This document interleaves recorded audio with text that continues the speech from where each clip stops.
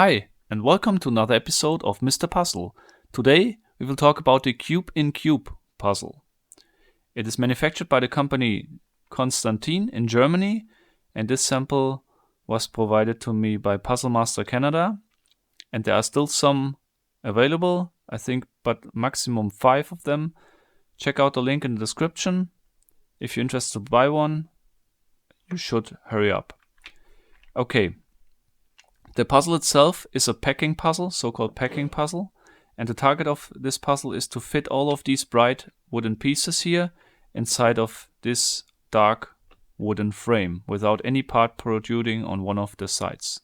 This sounds easy in the beginning, but actually it's pretty challenging. So when you disassemble all the parts, it's easy, but to get them back together is very, very difficult from my point of view. I show you in this video after the spoiler break only the assembly of the parts because I think this is the more interesting part, and I explain you also my approach to solve this puzzle or how I found the solution. My difficulty rating of this puzzle is a challenging 4 out of a maximum of 5. This fits pretty much to the rating also from Puzzle Master of 9 out of a maximum of 10. And after the spoiler break I will show you my approach, how I solved it, and how to assemble it.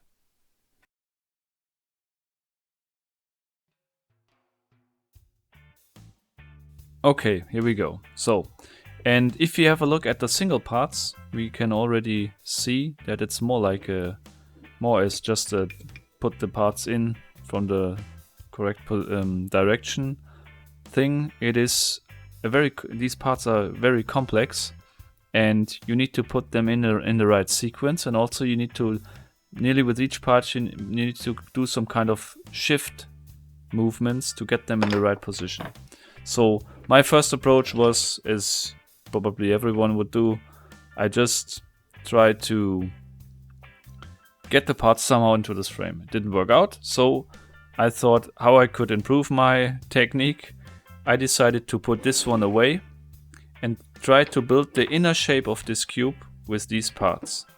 And this is what I did first. So I will just show you what was the result.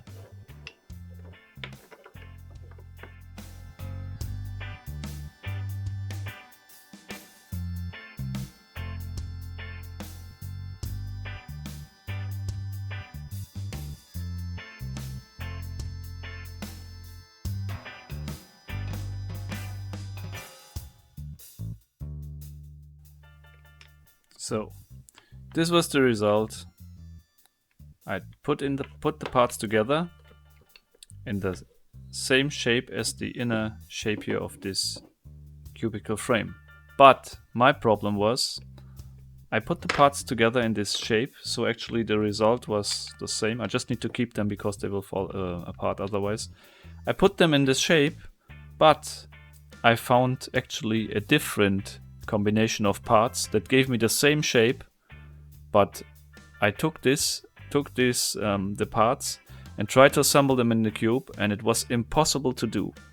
I tried it for a long time, no chance at all, and then I was curious if I maybe had the wrong combination of parts, and I tried to find a different combination of parts, which is this one, which is the correct geometry.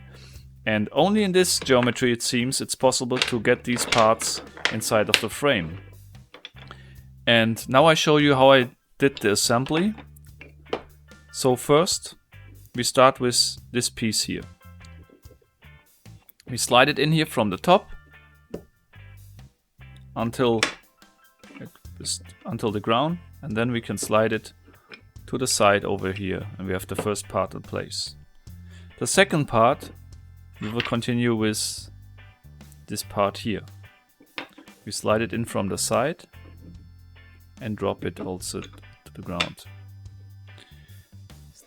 The third part is this one. We slide it in from here,